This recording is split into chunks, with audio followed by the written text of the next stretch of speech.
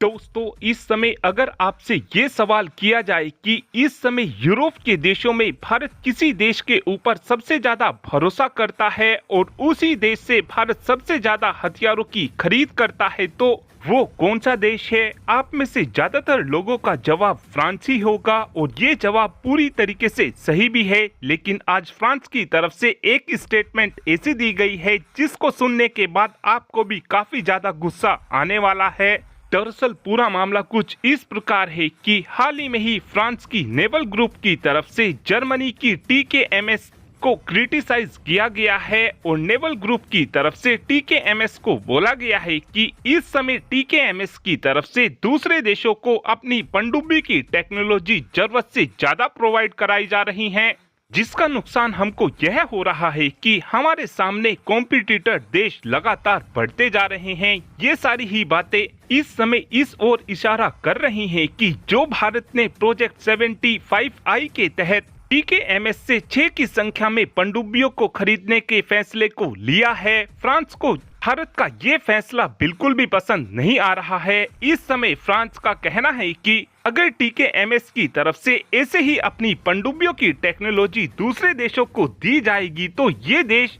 फिर खुद ही अपने लिए पनडुब्बियों को बनाना शुरू कर देंगे और उनको एक्सपोर्ट भी करना शुरू कर देंगे, जिसका नुकसान हमको यह होगा कि आगे चलकर कोई भी देश हमारी पनडुब्बियों को नहीं खरीदेगा। हालांकि यहाँ पर फ्रांस की तरफ से भारत का तो नाम नहीं लिया गया है, लेकिन फ्रांस की तरफ से एग्जाम्पल के तौर पर 2 देशों के नाम इस समय लिए गए हैं, जिसमें से पहले देश का नाम तो तुर्की है और दूसरे देश का नाम साउथ कोरिया है। इन दोनों ही देशों के साथ जर्मनी की टीकेएमएस ने पनडुब्बियों की डील को साइन किया था और इस डील के तहत टीकेएमएस की तरफ से इन दोनों ही कंपनियों को अपनी क्रिटिकल टेक्नोलॉजी प्रोवाइड कराई गई थी, जिस कारण तुर्की की कंपनी ने खुद की पनडुब्बी को बनाकर तैयार कर लिया। वहीं पर इस समय साउथ कोरिया ने भी टीकेएमएस की क्रिटिकल टेक्नोलॉजी का इस्तेमाल करते हुए अपनी स्वदेशी पनडुब्बी को बनाकर तैयार कर लिया है और अब इन दोनों ही देशों की तरफ से अपनी अपनी पनडुब्बियों को एक्सपोर्ट भी किया जा रहा है।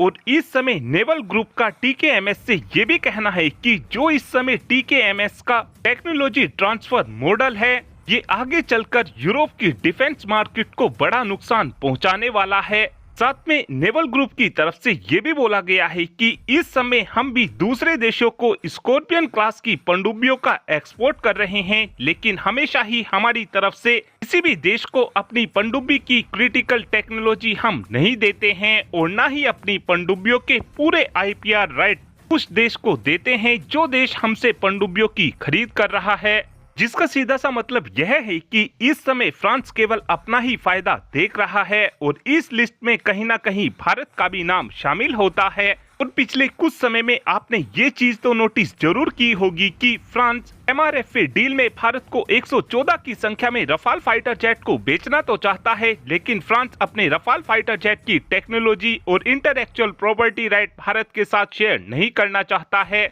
इस बात का दूसरा प्राइम एग्जाम्पल यह भी है कि इस समय फ्रांस के साथ मिलकर 110 किलो न्यूटन थ्रस्ट जनरेट करने वाले इंजन को बनाना तो चाहता है, लेकिन फ्रांस इस समय अपने इंजन की पूरी टेक्नोलॉजी भारत के साथ शेयर नहीं करना चाहता है और न ही फ्रांस अपने इंजन के पूरे इंटेलेक्चुअल प्रॉपर्टी राइट भारत के साथ शेयर करना चाहता है। और अब आप ही कमेंट कर बता सकते हैं कि फ्रांस की इस हरकत को देखने के बाद क्या हमको फ्रांस के साथ 110 किलो न्यूटन थ्रस्ट जनरेट करने वाले इंजन की डील को साइन करना चाहिए, हाँ या फिर ना? इस बात का आंसर आप कमेंट बॉक्स में दे सकते हैं। Thanks for watching this video, have a good day.